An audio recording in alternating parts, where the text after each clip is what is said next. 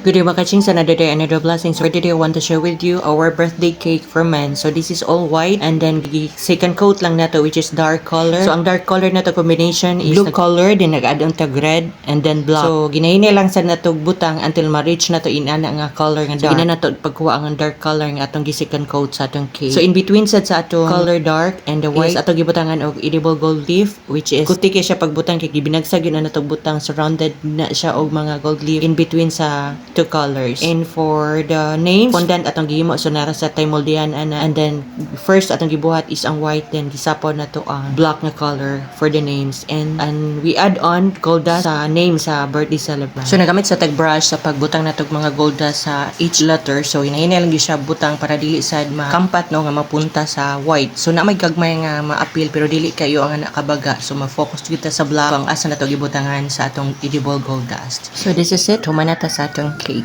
And so this is it, we're done with our birthday cake for men. And this is for Brad Robert's birthday. So thank you for watching and get that.